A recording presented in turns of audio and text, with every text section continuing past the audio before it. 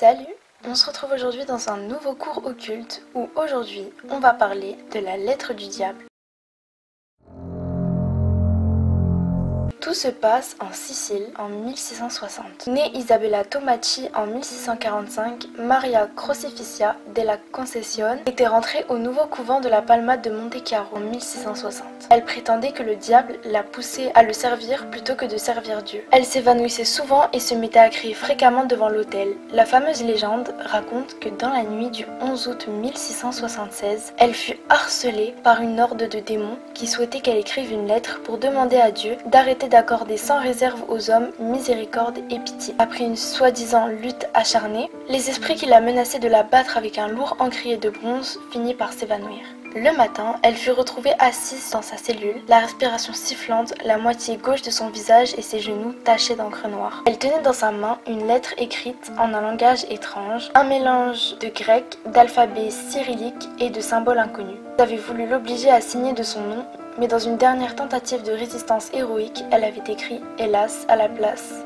Sœur Maria Crocificia ressortit de son combat complètement abasourdie. Les créatures maléfiques lui avaient ordonné de remettre immédiatement leur demande à Dieu sous peine d'être sévèrement punie. Mais elle n'en fit rien. Son témoignage fut consigné sous forme de procès-verbaux par l'abbesse Maria Serafica. 2 autres messages lui avaient été transmis, mais elle avait refusé de les écrire et elle les emporta dans sa tombe. Les religieuses en conclurent que les démons, probablement le diable lui-même, étaient venus les tourmenter pour les éloigner de Dieu.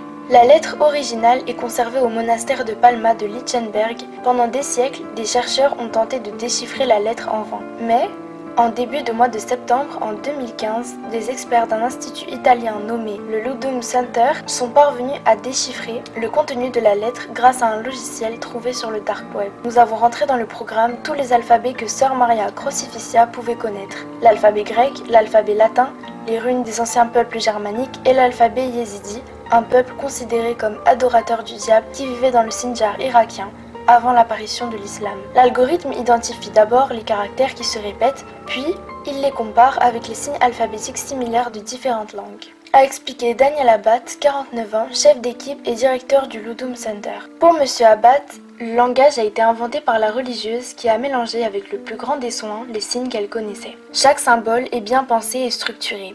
Il y a des signes qui se répètent, une initiative intentionnelle ou inconsciente. Les scientifiques ont réussi à traduire 11 lignes de la lettre, mais le message leur a paru confus. Ils parlent de Dieu, de Jésus, de Belzébuth, de l'humanité et du Styx, le fleuve qui sépare le monde des morts de celui des vivants dans la mythologie grecque. Peut-être que maintenant, le Styx est certain. Il est dit que les humains ont inventé Dieu et Jésus, qui ont ensuite qualifié de point mort. Il est aussi demandé à Dieu de laisser les hommes au diable. Dieu pense qu'il peut libérer les mortels, mais ce système ne fonctionne pour personne. D'autres phrases ont été révélées, mais elles semblent sorties de leur contexte. Parce que Dieu, le Christ Zoroastre, suit les anciennes façons et les coutures conçues par les hommes, hélas. Un Dieu qui se sent libéré des mortels. Personnellement, je crois que la nonne avait une bonne maîtrise des langues, ce qui lui a permis d'inventer le code. Peut-être qu'elle souffrait d'une condition comme la schizophrénie, ce qui lui a fait imaginer des dialogues avec le diable, a déclaré Monsieur Abbat. Cela n'a pas empêché de nombreuses sectes satanistes intéressées de me contacter depuis que j'ai publié nos résultats. Voilà, c'est déjà la fin de ce cours. Je vous laisse me dire en commentaire ce que vous en pensez. Personnellement, je pense que c'est possible, mais c'est quand même un petit peu tiré par les cheveux.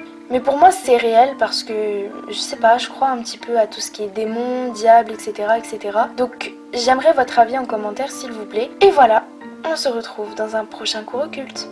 Bisous!